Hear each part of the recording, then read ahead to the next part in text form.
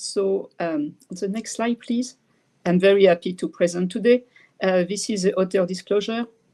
So next slide. I'm working in the immune vaccine and therapy group at AstraZeneca.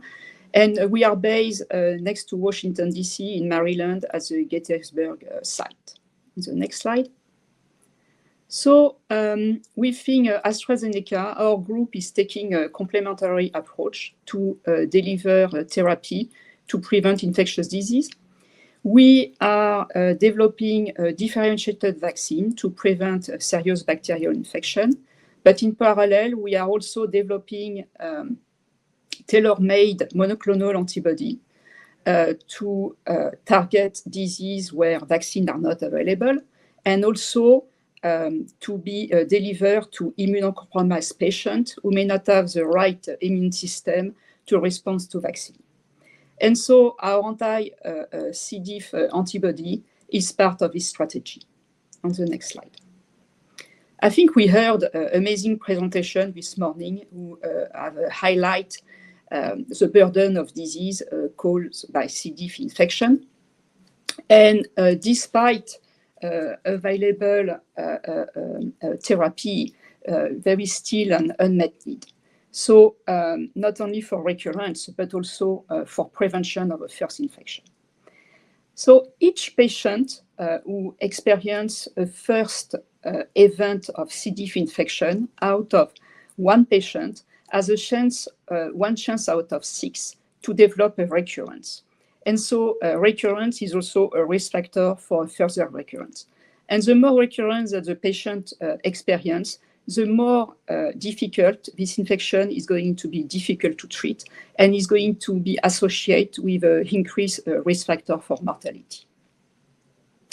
The situation is even worse for prevention of a first event in individuals who present high risk factor for infection, since the few vaccines who were tested in the clinic fail to meet their clinical endpoints.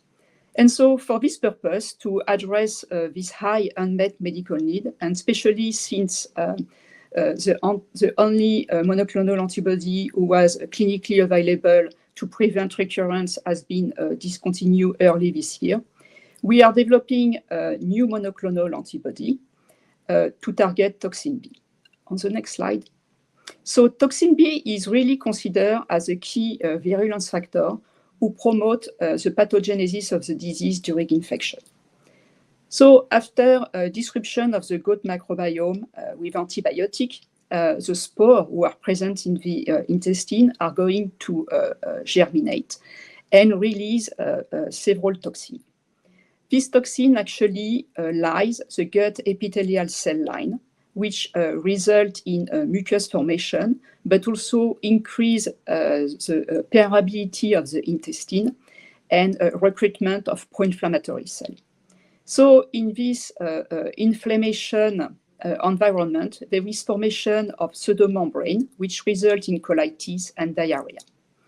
And so there are a lot of preclinical evidence as well as clinical evidence suggesting that toxin B is a validated target to prevent the recurrence. On the next slide. So we have generated AZD5148, which is a humanized monoclonal antibody who target toxin B. We have identified the epitope of our antibody, so which region of the toxin B does it bind. It's on the glucosyl transferase domain. And we have shown that this epitope sequence is very well conserved among at least 9,000 clinical isolates who were collected or analyzed within the last 2-3 years globally around the world. Also, we have used some engineering to extend the half-life of our antibody in human sera. And so we are confident that a single dose of antibody administered to the patient will protect them for the entire duration when they are at risk for a second recurrence. Also, this antibody is aimed actually to target a broad patient population since it's anticipated to be delivered intramuscularly or through an intravenous push, will only take few minutes. So now I'm going to share with you some preclinical data who demonstrate the efficacy of the antibody and support actually the development in the clinic. On the next slide, please. So it's important to understand first if our antibody can confer a broad coverage against clinical isolate. So C. diff strains are classified based on the ribotype sequence, and they are grouped under 5 different clades. And so to understand the strain coverage, we took toxin B purified from a different ribotype strain. So not only like the hypervirulent ribotype O27, but also some highly prevalent toxin B sequence that we see in a recent infection like ribotype 14 or 78.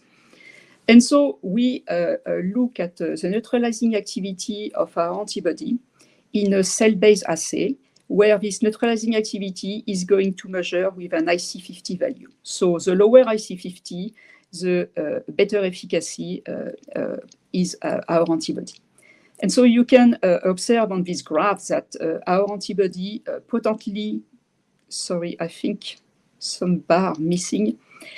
Our antibody should be black bar, strongly neutralize all the ribotype independently of their sequence. Most importantly, they show a very strong neutralizing activity against toxin B belonging to the clade 1, which is far more prevalent all around the blood in infectious isolate. The next slide. So next, we wanted to understand whether this potent neutralizing activity in vitro will translate to efficacy in a preclinical animal model for C. diff infection. The first model is a mouse model who was developed in collaboration with Dr. Borden-Lassie lab at Vanderbilt University. And so she takes adult animals which are treated in their drinking water with a broad-spectrum antibiotic to clear the gut microbiome. And after a few days, our antibody, along with a non-specific control IgG, are administered intraperitoneally, and animals treated by oral gavage with a spore of the hypervirulent ribotype 27 strain. This is a prophylactic model since we give the antibody before giving the spore. So we want to understand if the mAb can prevent an infection. And so on the left panel, you see that when we follow the disease progression by looking at the percentage of body weight over time of infection and also the percentage of surviving animal, we see on the top that animals who receive different dose of our antibody, so ranging from like 1.25 mg/kg to 0.01, show at worst between 5 to 10% of body weight loss, maximizing at day 2, and then they rapidly recover their weight as compared to the time of infection. In contrast, animals who receive a negative control antibody exhibit more than 20% of their weight loss, and it was significantly lower than any group of animals who receive the anti-toxin B antibody. This benefit for the percentage of body loss translated for the percentage of survival, since we saw a significant improvement of survival for animals who receive any dose of our antibody. We were interested to compare the efficacy of AZD5148 to the clinically approved mAb, so bezlotoxumab, who was recently discontinued.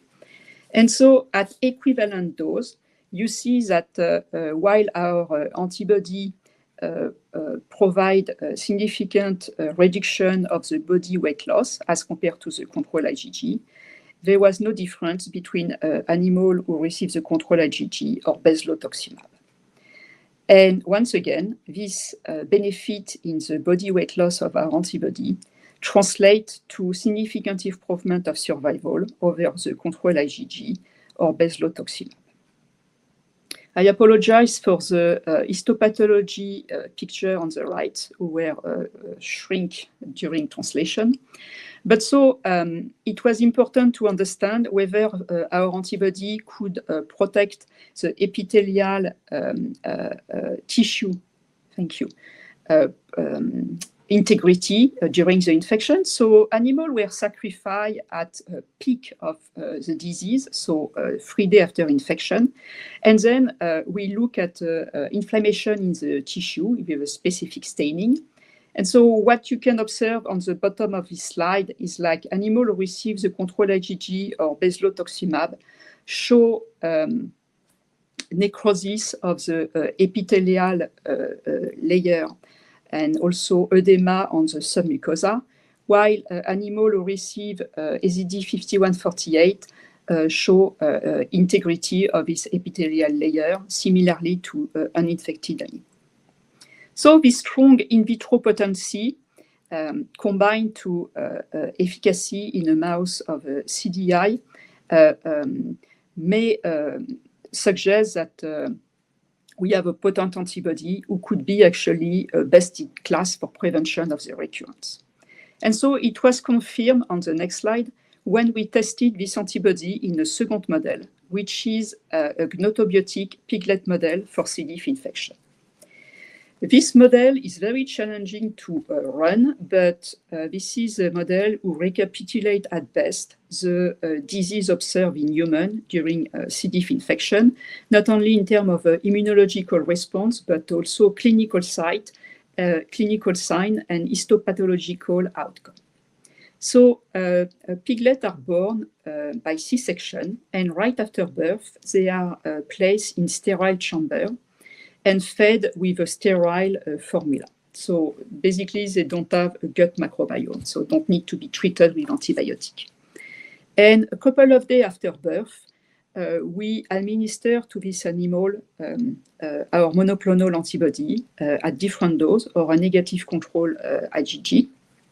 And 24 hours later, they receive a spore from the ribotype 27 strain. And we follow the disease longitudinally by scoring actually the stool and diarrhea, by recording every day the body weight, and at the end of the study, looking at gross pathology and histopathology of the gut. So on the right panel, we first look at the diarrhea scoring.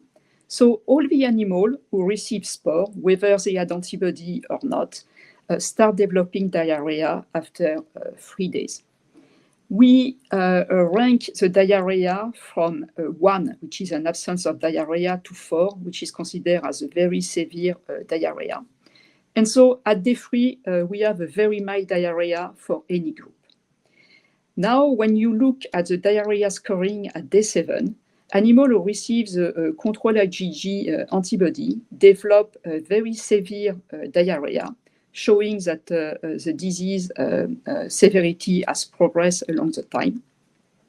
And interestingly, animals who receive any dose of AZD5148 show a significantly lower diarrhea score as control IgG.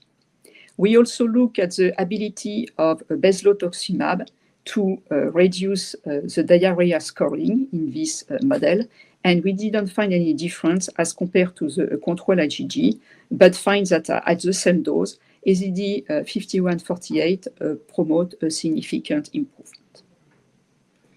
On the next slide, we then look at if this disease progression, how this disease progression translates from the gross pathology. So the colon where animals were euthanized 7 days after infection, and the colon harvest, and score with a multiple scoring system. So the gross pathology is scored from 0 to 18, while scoring between 0 to 6 correspond to a mild pathology, moderate between 6 to 12, and then considered as severe above 12. And so when we look at this composite scoring, we find that animals who receive any concentration, any dose of AZD5148 had mild scoring 7 days after infection, who was significantly lower than animals who received the control IgG, and also significantly lower than animals who were treated with bezlotoxumab. To finish, we also look at the gut tissue integrity by doing some histopathology on the tissue at time of euthanasia. And so we find that if you look on the right panel, animals who receive bezlotoxumab or the control IgG show necrosis of their epithelial layer, many cell inflammation and edema in the submucosa.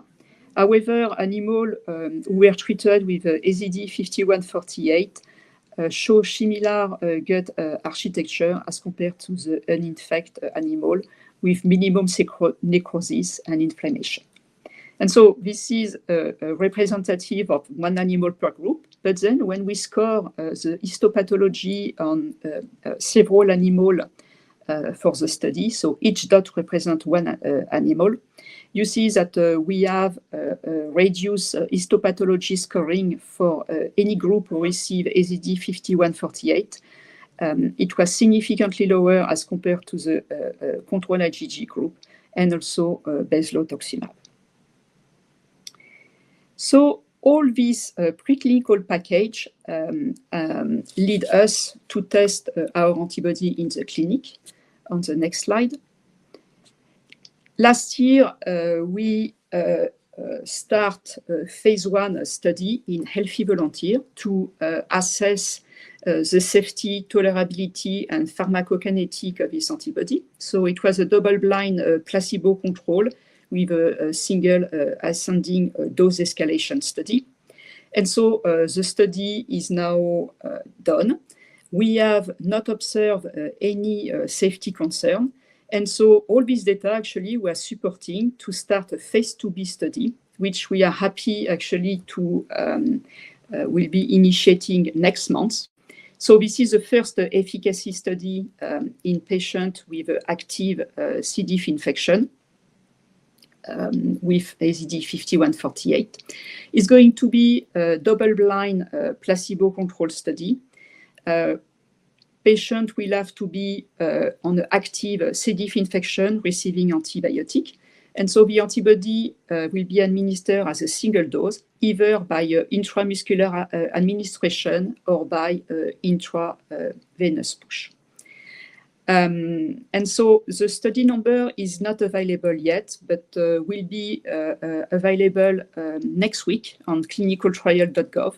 However, you can already find the detail of the study by looking at a study called PRISM, who stands for Prevention of Recurrent Seeding Infection study with AZD5148. So I would like to finish with my summary slide.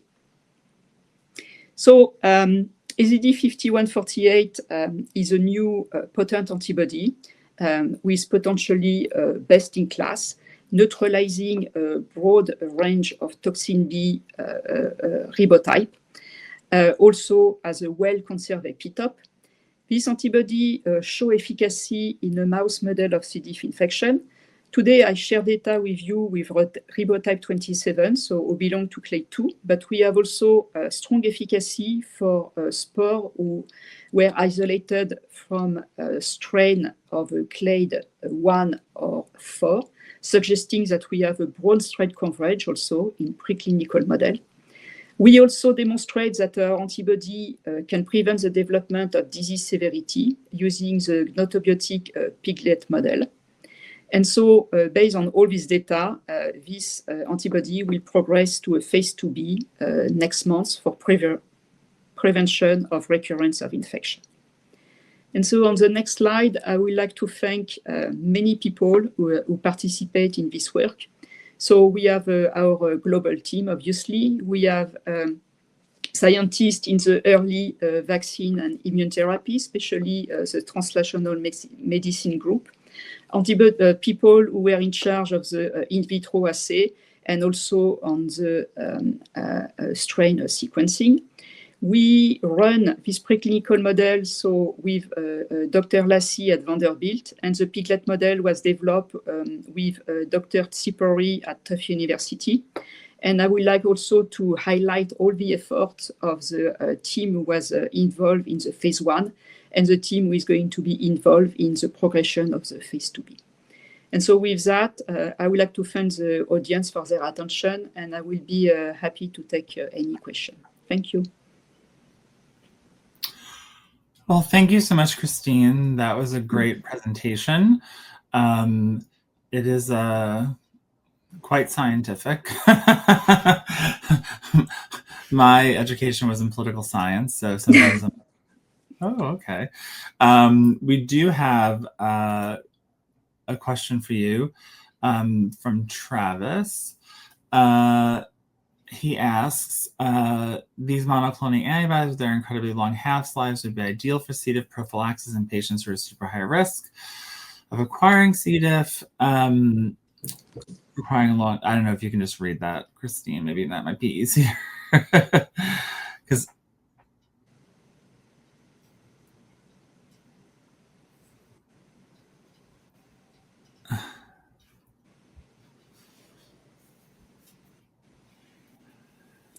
so the recurrence, the phase 2B is going to be for a recurrence of infection or people who have an active C. diff infection.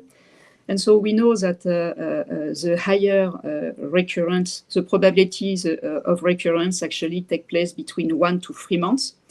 Our antibody have been engineered for a half-life extension.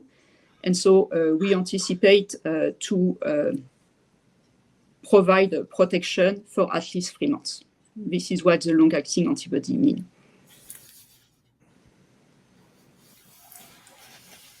Great. Let me see.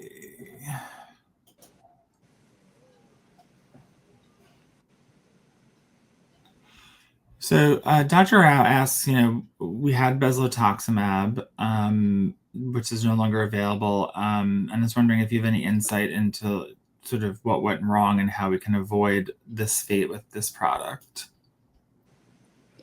So Merck has discontinued the antibodies. They have not really disclosed the reason. I think this antibody was not very convenient for the patient in terms of administration, since it was only approved for intravenous delivery, meaning that the patient need to go to an IV center. And if they have an active C. diff infection, they may actually contaminate the other individual who are in this IV center, meaning hemodialysis patient, people who are on chemotherapy. And so it may be one of the reasons why it was not very prescribed, and they may have discontinued. But I cannot comment, it's a Merck decision. Yeah, I think it was ultimately a financial decision, is my understanding. So unfortunately, that is our time with you. I appreciate your presentation so much, and we appreciate working with AstraZeneca so much. But we are going to have to pass it over to our next presenter. Thank you so much, Dr. Tejchik. Thank you.